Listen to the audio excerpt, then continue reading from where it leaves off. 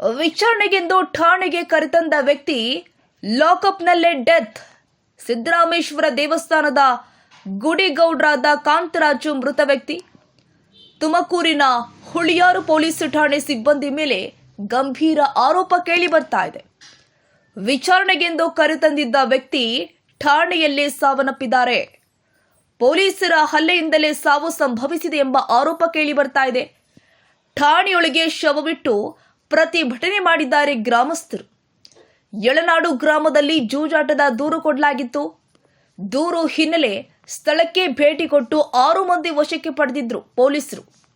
ಕಾಂತರಾಜು ಸೇರಿ 6 ಮಂದಿಯನ್ನ ವಶಕ್ಕೆ ಪಡೆದಿದ್ದ ಖಾಕಿ ವಿಚಾರಣೆ ನಡೆಸುವ ವೇಳೆ ಕಾಂತರಾಜು ಮೇಲೆ ಪೊಲೀಸರ ಹಲ್ಲೆ ಆರೋಪ ಕೇಳಿ ಬರ್ತಾ ಇದೆ. ಮೃತನ ಗೆಳೆಯರು ಹಾಗೇನೆ ಗ್ರಾಮಸ್ಥರು ಗಂಭೀರ ಆರೋಪ ಮಾಡ್ತಾ ಇದ್ದಾರೆ. ಶವವನ್ನ ಠಾಣೆಯೊಳಗೆ ಇಟ್ಟು ಪೊಲೀಸರ ವಿರುದ್ಧ ಗ್ರಾಮಸ್ಥರು ಘೋಷಣೆ ಕೂಗಿದ್ದಾರೆ.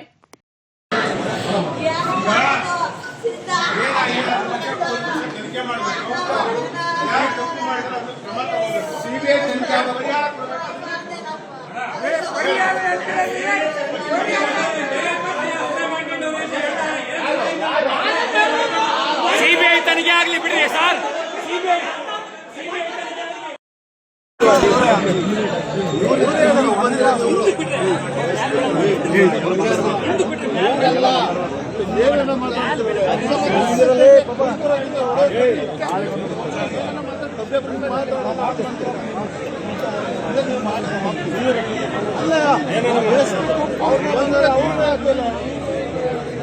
ಸುಮ್ಮನೆ ಏನೆಲ್ಲ ಮಾತಾಡ್ಬೇಕು ಸುಮ್ಮನೆ ಹೇಳ್ತಾರೆ.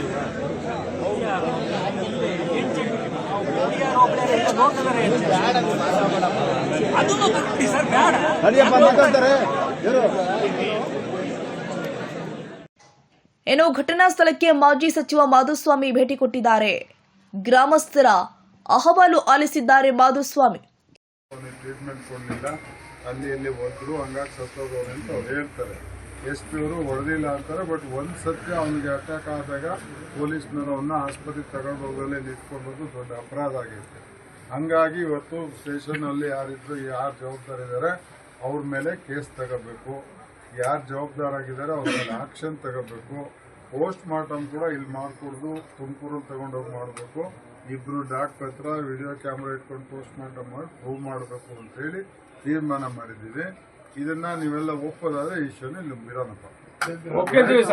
ಎರಡನೇದು, ನಾನು ಎಲ್ಲರ ಎದುರಿಗೆ ಹೇಳ್ತಿದ್ದೀನಿ, ಹುಳಿಯಾರು ಹೋಗ್ಲಿ ಅಡ್ಡೆ ಆಗಿದೆ ಸ್ಪೀಡ್ ಆರ್ಡರ್ಗೆ.